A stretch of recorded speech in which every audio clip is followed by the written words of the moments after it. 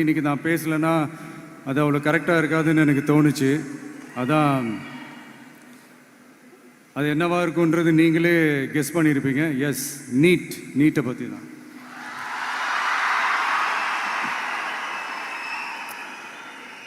இந்த நீட்டுன்றது பார்த்தீங்கன்னா நம்ம தமிழ்நாட்டில் இருக்கிற மாணவ மாணவிகள், குறிப்பாக கிராமப்புறத்தில் இருக்கிற ஏழை எளிய பிற்படுத்தப்பட்ட, மிகவும் பிற்படுத்தப்பட்ட மற்றும் தாழ்த்தப்பட்ட வகுப்பினை சேர்ந்த இந்த மாணவ மாணவிகள் எல்லாருமே ரொம்பவும் பாதிக்கப்படுறாங்கன்றது தான் ஒரு சத்தியமான ஒரு உண்மை.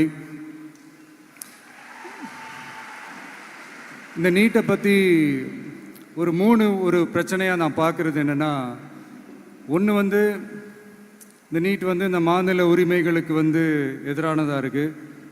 நீங்கள் 1975க்கு முன்னாலே பார்த்தீங்கன்னா இந்த கல்வி மாநில பட்டியலில் தான் இருந்துச்சு. உங்கள் எல்லாருக்குமே தெரிஞ்ச ஒரு விஷயந்தான். அதுக்கப்புறமா தான் அது ஒன்றிய அரசு வந்ததுக்கப்புறம் அது பொது பட்டியலில் அது சேர்த்தாங்க.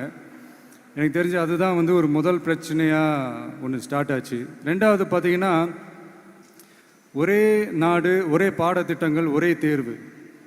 இது பேசிக்காகவே அந்த கல்வி கற்கும் அந்த நோக்கத்திற்கே ஒரு எதிரான ஒரு விஷயமாக நான் அதை பார்க்குறேன். ஒவ்வொரு மாநிலத்துக்கு ஏற்ற மாதிரி அந்த பாடத்திட்டங்கள் இருக்கணும்.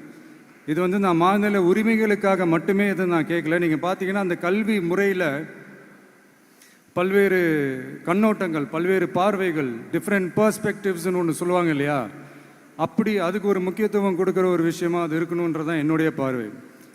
Diversity is a strength, it is not a weakness. பன்முகத்தன்மை அப்படிங்கிறது அது ஒரு பலமே தவிர பலவீனம்னு சொல்ல முடியாது.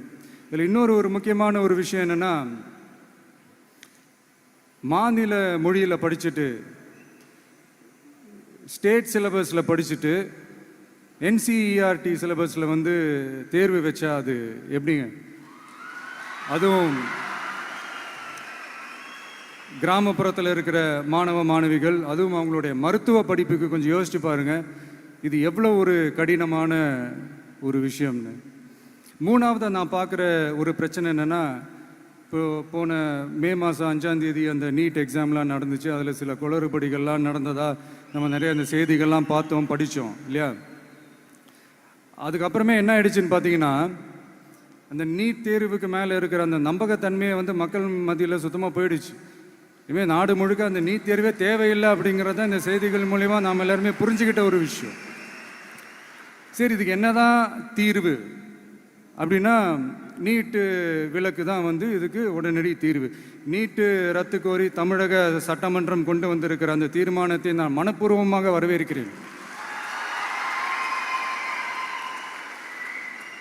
இதுக்கு அந்த ஒன்றிய அரசு அந்த கால தாமதம்லாம் எதுவும் செய்யாமல் தமிழ்நாட்டு மக்கள் அவங்களுடைய உணர்வுகளுக்கு மதிப்பு கொடுத்து இதை சீக்கிரமாகவே இதை சால்வ் பண்ணணும் அப்படின்றதான் இங்கே நான் கேட்டுக்கிறேன். சரி, ஓகே, இதுக்கு நிரந்தர தீர்வு தான் என்ன அப்படின்னா, அந்த கல்வி பொது பட்டியலேருந்து மாநில பட்டியலுக்கு கொண்டு வரணும். ஒருவேளை அதில் ஏதாவது சிக்கல்கள் இருக்குது அப்படின்னா, ஒரு இடைக்கால தீர்வாக இந்த இந்திய அரசியலமைப்பு சட்டத்தை திருத்தி ஒரு ஸ்பெஷல் கன்கரண்ட் லிஸ்ட், சிறப்பு பொது பட்டியல் அப்படின்னு ஒன்று உருவாக்கி அதில் கல்வி மற்றும் சுகாதாரத்தை அதில் சேர்க்கணும்.